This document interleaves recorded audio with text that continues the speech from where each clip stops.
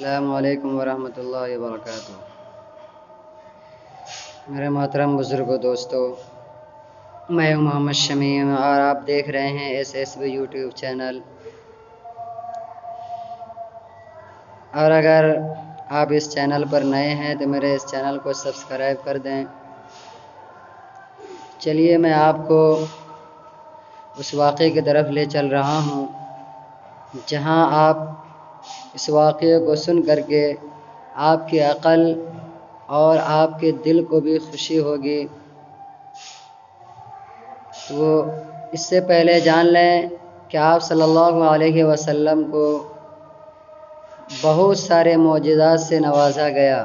اللہ تبارک و تعالیٰ نے ہمارے آخری نبی محمد صلی اللہ علیہ وسلم کو بہت سارے معجزات سے نوازے۔ انہی معجزات میں سے ایک معجزہ قرآن کریم ہے جو تمام معجزوں سے بڑھ کر کے ہے۔ اسی معجزے کے بارے میں، اسی قرآن کے بارے میں ایک معجزہ میں آپ کو بتاؤں گا۔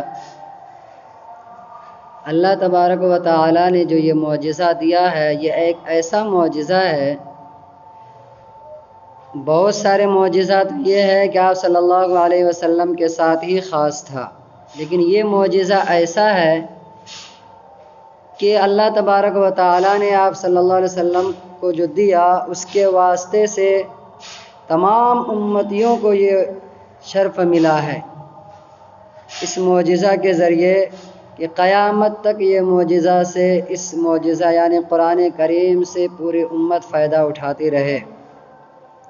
چنانچہ اسی طرح کا ایک واقعہ ہے، آخر تک سنیے گا، انشاءاللہ بہت بڑا فائدہ ہوگا اور اس پر عمل بھی کیجیے۔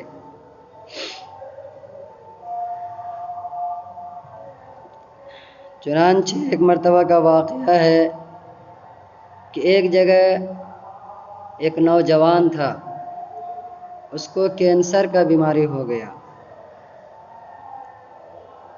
اور وہ جب ٹیسٹ کروانے گیا تو ٹیسٹ کرنے کے بعد ڈاکٹروں نے یہ بتا دیا کہ اب تم کچھ مہینے کے مہمان ہو، اب اس کے بعد ٹھیک نہیں ہو سکتا۔ ڈاکٹروں نے جواب دے دیا۔ چنانچہ اس کے بعد وہ گھر آیا اور اپنی بیوی سے کہنے لگا کہ اس طرح کا معاملہ ہے ہمارے ساتھ کہ مجھے کینسر ہو گیا ہے اور میں کچھ دنوں کا مہمان ہوں، اور ڈاکٹروں نے جواب بھی دے دیا۔ اس کی بیوی نے کہا کہ اچھا، ڈاکٹروں نے جب جواب دے دیا تو میرے پاس اس کا ایک علاج ہے۔ اس کا شوہر بہت خوش ہوا کہ اس کا کیا علاج ہے، کینسر کا تو کوئی علاج ہی نہیں ہے۔ کہاں میرے پاس ایک علاج ہے جس سے تم صحیح اور تندرست ہو جاؤ گے۔ تو اس کے شوہر نے کہا کہ اچھا بتاؤ کیا علاج ہے۔ تو اس کی بیوی نے کہا کہ اس کا علاج میں کروں گی، لیکن جو کہوں گی وہ کرنا پڑے گا آپ کو،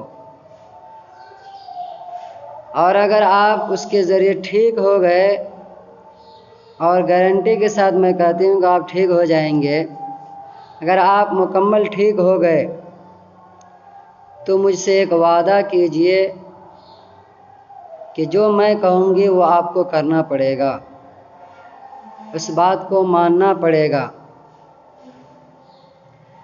تو اس کے شوہر نے کہا ٹھیک ہے، اس کے بعد مان لے اور کہا کہ جو تم کہو گی وہی کروں گا میں۔ چنانچہ اس کی بیوی جو تھی، اور انہوں نے کہا کہ میں ایک بوتل میں پانی بھر کر کے آپ کو دوں گی، جب بھی آپ کو پیاس لگے، جب بھی پانی کی ضرورت پیش آئے، اسی بوتل میں سے پینا ہے، کہیں باہر سے پانی نہیں پینا ہے۔ چنانچہ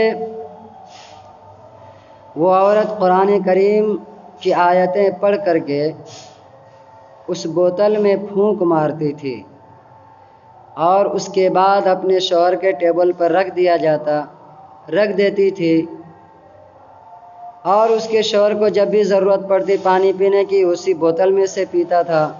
چنانچہ اس طرح کا معاملہ 1 مہینے تک چلتا رہا۔ 1 مہینے کے بعد پھر اس کے بیوی نے کہا آپ جا کر کے ذرا ٹیسٹ کروا کے آئیے۔ جب وہ چیک اپ میں گیا تو اس کا کینسر ختم ہو چکا تھا۔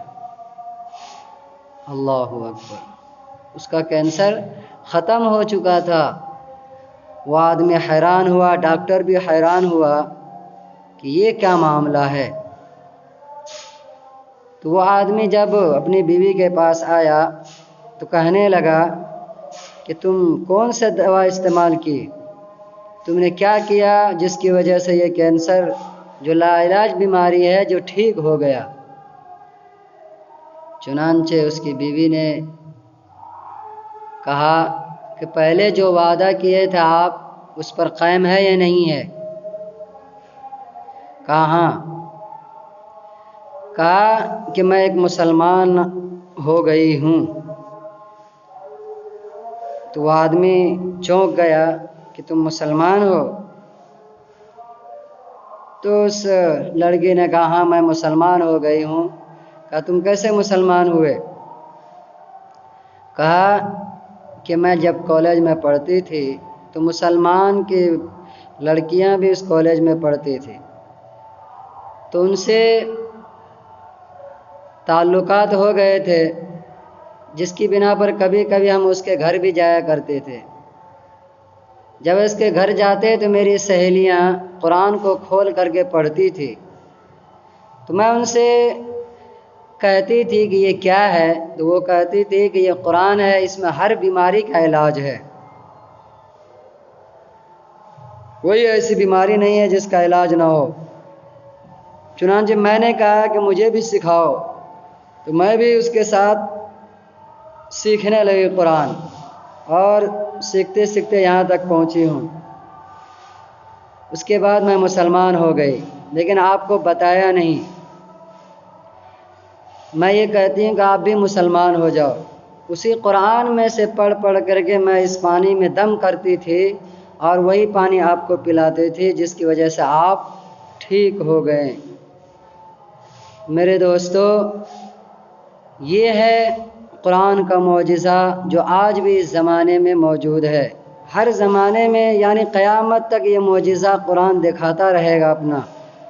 شرط یہ ہے کہ اس کو یقین کے ساتھ اور دل کی گہرائی کے ساتھ اس کو پڑھا جائے اور اس کے اوپر یقین کیا جائے اور اس کے اوپر عمل کیا جائے، تب جا کر کے یہ اپنا اثر دکھاتا ہے۔ آج کل ہم لوگوں کا حال یہ ہے کہ ہم لوگوں کے جو قرآن بھی پڑھتے ہیں، نماز بھی پڑھتے ہیں، لیکن وہ اثر کرتا کیوں نہیں ہے؟ سب سے بڑی وجہ کیا ہے اس کے پیچھے؟ اس کے پیچھے وجہ یہی ہے کہ ہم لوگ اسی زبان سے قرآن بھی پڑھتے ہیں اور اسی زبان سے جھوٹ بھی بولتے ہیں، غیبت بھی کرتے ہیں، چغلی بھی کرتے ہیں، جس کی وجہ سے ہمارے زبان میں وہ تاثیر ختم کر دی گئی۔ قرآن پڑھنے کے باوجود بھی وہ تاثیر نہیں ہے۔ ایسا نہیں ہے کہ قرآن کا وہ تاثیر ختم ہو گیا، نہیں، ایسا نہیں، بالکل نہیں۔ قرآن کے تاثیر جو صحابہ کرام کے ساتھ تھی، آپ صلی اللہ علیہ وسلم کے ساتھ تھی، وہی آج بھی ہے، لیکن اس میں فرق یہ ہے کہ زبان کے فرق ہے کہ ہم لوگوں کی زبان پر جھوٹ، چغلی، غیبت یہ زیادہ آ گیا، جس کی وجہ سے وہ اثر نہیں کرتا ہے۔ اس لیے ہم لوگوں کو چاہیے کہ قرآن اگر پڑھ رہے ہیں تو ان سب باتوں سے، لغویات چیزوں سے، لہو و لعب سے دور رہیں، گناہوں سے دور رہیں، تب جا کر کے یہ قرآن ضرور اثر کرے گا۔ اللہ تبارک و تعالی ہم سب کو اس واقعے سے سبق لینے کی توفیق عطا فرمائے اور اس واقعے کو سن کر کے اس قرآن کریم پر عمل کی توفیق عطا فرمائے۔ آمین وآخر دعوانا الحمدللہ رب العالمین۔